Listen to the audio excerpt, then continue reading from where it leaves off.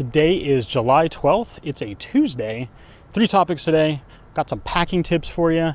Yanni's Bar and Grill. And what's the third topic? Third topic is Einsteinian time. All right, so topic number 1, we'll be talking about some packing tips. So yes, I've got a travel adventure ahead of me. This was San Diego or California was the first destination. Austin, Texas is coming up pretty soon. It's about a week away. And so I did a little bit of exploring on the internet, on the interwebs, as the kids say these days, and found some packing tips that I wanted to share with you guys that I tried on the trek down here. So, and they were quite great. Pretty basic stuff. So roll your clothes. Highly recommend it. Basically you want to kind of fold things so that they all are nice and straight and there's no like kind of weird angles or anything on your clothes, and then just roll them up. And you can kind of do them loose. It doesn't have to be anything too technical or too strict. You just need to roll them all the way up, and then you'll end up with a bunch of nice little packages of your clothes, and then it's really easy to store everything in your suitcase or luggage or whatever. It opens up a lot of room for you.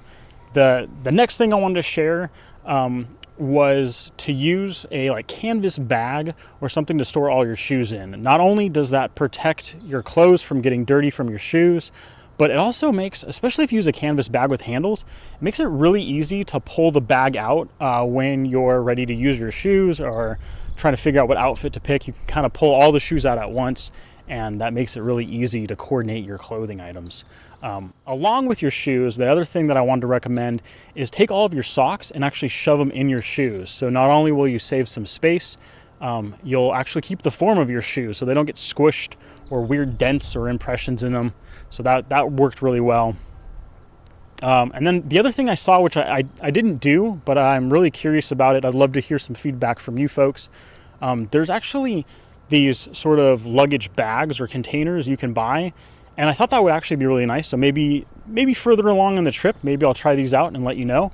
But I like the idea that you could have kind of separate containers for different clothing items. So you could have like shirts in one container, pants in another, etc. And so then you can actually like remove each of the little individual packages and be able to put an outfit together that way as well, rather than kind of rummaging through and upsetting all of your perfectly packed things.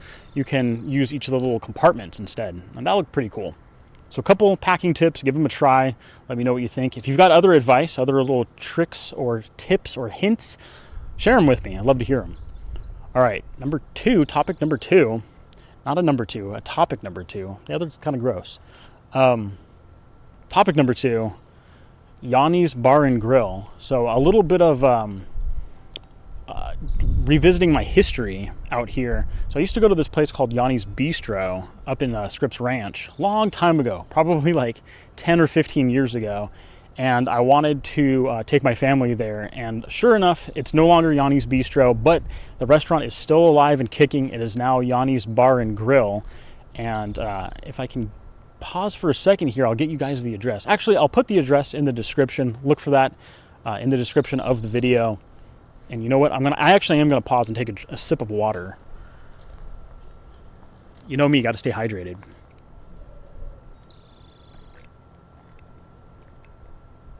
Especially when it's so warm lately. It's like been in the mid 80s, which is nice. I like that.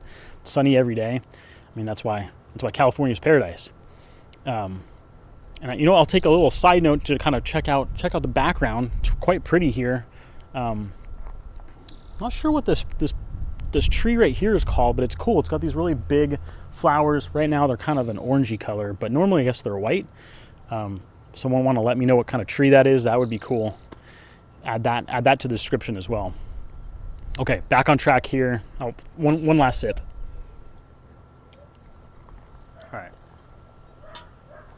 We can get this dialed in, I swear.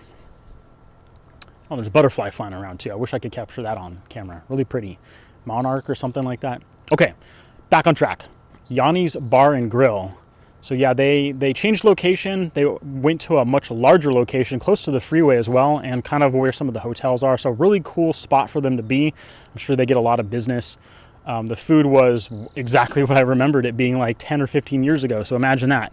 So really, really high quality, really consistent. I got the Napoli, which is a sandwich that has prosciutto. So some ham on there, some thin ham, cured ham, and mozzarella, also some balsamic vinegar on there, and I think, and tomatoes, of course, some tomatoes as well on a French baguette. You do have the choice of doing a pita, but I went with the French baguette, and that was delightful. Highly recommend it. So yeah, check the link in my description.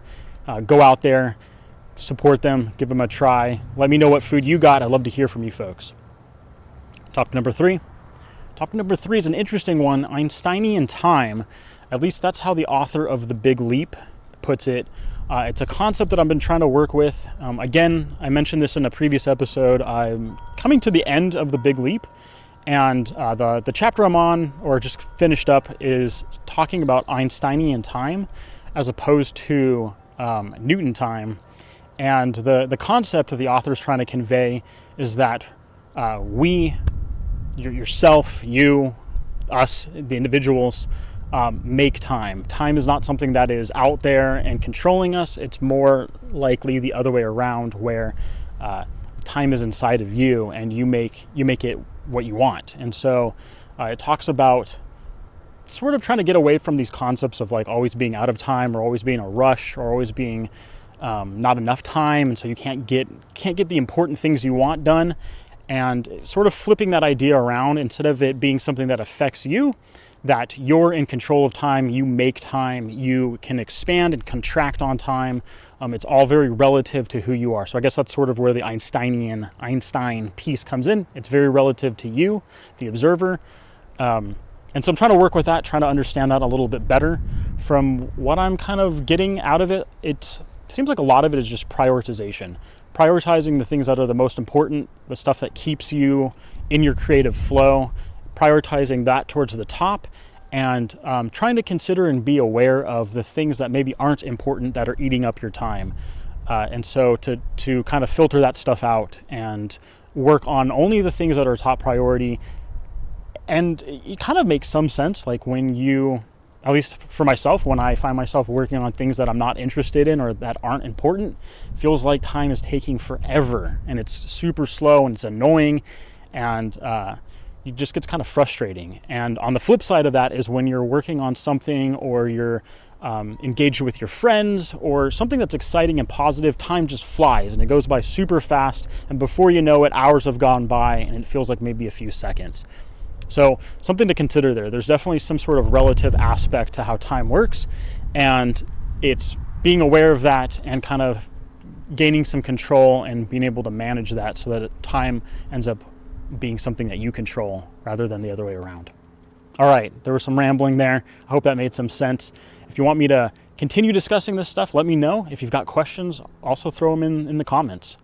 Till next time, peace.